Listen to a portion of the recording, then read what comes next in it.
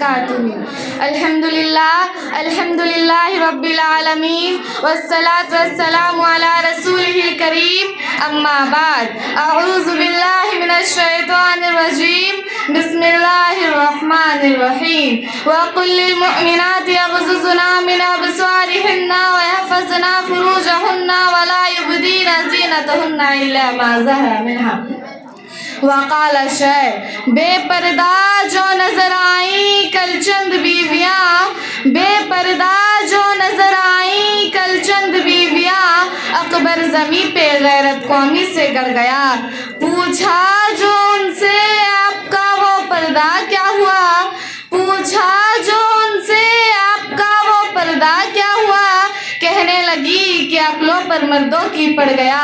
جناب صدر حکم صاحبان، اسٹیج پہ جلوہ افروز علماء اعظام، دور و قریب سے تشریف لائے ہوئے مہمانان اکرام، مائیں اور بہنیں اور ہماری پیاری پیاری سہیلیاں، آج کے سالانہ اختتامی انجمن میں میرا موضوع سخن ہے پردہ۔ پیاری سہیلیاں، میں نے قرآن کریم کی ایک آیت کا ٹکڑا آپ سبوں کے سامنے پڑھی ہے، جس کے اندر نبی صلی اللہ علیہ وسلم کو اس بات کی ہدایت دی گئی کہ اے نبی، اپنے بیوی اور بیٹی اور تمام مسلمان عورتوں کو اس بات کا حکم دیجئے کہ اپنے اوپر چادر لٹکا لے۔ وَقُلْ لِلْمُؤْمِنَاتِ يَغْضُضْنَ مِنْ أَبْصَارِهِنَّ وَيَحْفَظْنَ فُرُوجَهُنَّ وَلَا يُبْدِينَ زِينَتَهُنَّ إِلَّا مَا ظَهَرَ مِنْهَا۔ اے نبی، اے محمد، اپنے بیوی اور بیٹی اور تمام مسلمان عورتوں کو کہہ دیجئے کہ اپنی نظر جھکا کر چلے اور اپنے شرمگاہوں کی حفاظت کرے اور اپنی زیب و زینت کا اظہار نہ کرے۔ مگر ساتھیوں، جب مذہب اسلام کے روشن ستاروں نے کفر و الحاد، ظلم و جہالت کے بادل چھائے، بے غیرتی اور بے حیائی کی تاریکی ختم ہوئی، قرآن پاک کی عدل و انصاف سے باطل کے لہرائے جھنڈے گر پڑے، مظلوموں اور بے قصور اور مساواتوں پر برابری کا درجہ ملا، خاص طور پر ان عورتوں کو جو ظلم و ستم کی چکی میں پس رہی تھی، مصائب و آلام کے پہاڑ توڑے جا رہے تھے، ان کی ذلت غار بستی سے نکل کر بلندی پر پہنچا دیا۔ ظہور اسلام سے لے کر صدیوں تک ان عورتوں کے بڑائی کے گیت گائے جا رہے تھے۔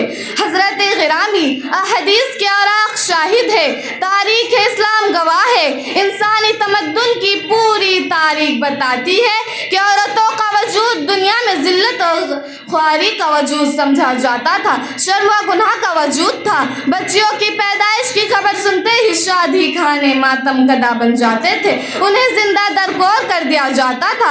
پھر نہ پوچھے کہ اسلامی معاشرہ کن کن خرابیوں سے دوچار ہوا، کتنی مصیبت اور کتنی آفتوں کا سامنا ہوا۔ بدکاری و زناکاری عام ہوتی چلی گئی، مکانوں اور دکانوں، بستی اور بیابانوں میں برائیاں ہی برائیاں نظر آنے لگی۔ میری ماں اور بہنوں، جب تم توحید پر رہے گی، جب دین پر رہے گی، جب پردے میں رہے گی، جب پاک دامن رہے گی، تو صرف تو ہی نہیں بلکہ تیرے گود میں کھلتا ہوا پھول بھی مرجھا جائے گا، شراب پیے گا۔ لیکن میری ماں اور بہنوں، جب تو توحید کو چھوڑ دے گی، بے حیائی اور عرونیت اختیار کرے گی، سینما اور تھیٹر دیکھنے لگے گی، تو صرف تو ہی نہیں بلکہ تیرے گود میں کھلتا ہوا پھول بھی مرجھا جائے گا، شراب پیے گا، افیم گانجے کا استعمال کرے گا، تاش اور جوا کھیلے گا، چوری ڈکیتی کرے گا، طوائف عورتوں کے پاس اپنا ٹائم پاس کرے گا، بدعات و خرافات کے رسومات کو رواج دے گا، نماز سے بھاگے گا، اسلام کو بدنام کرے گا اور تجھ کو بے پردگی کا حکم دے گا اور تیرے ہی ساتھ بیٹھ کر فلم دیکھے گا اور تمہاری عزت کو خاک میں ملا دے گا۔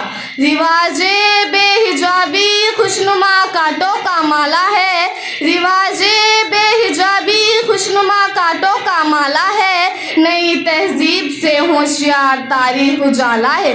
میری ماں اور بہنوں، کل تک ہماری مائیں اور بہنیں قرآن و حدیث کا مذاکرہ کرنے میں اپنا ٹائم پاس کرتی تھی، مگر آج ہوٹل اور قہوہ خانوں میں اپنا وقت ضائع کرتی نظر آ رہی ہے۔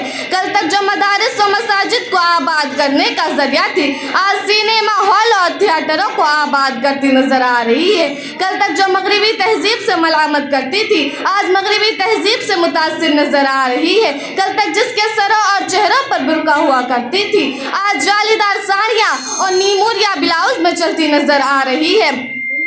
کل تک جس کی آواز حتیٰ کہ چوڑیوں کی کھنکھناہٹ تک معلوم نہیں ہوتی تھی، مگر آج اسٹیجوں اور محفلوں میں رقص سرور کے نغمے گاتی ہوئی نظر آ رہی ہے. کل تک جس کی آواز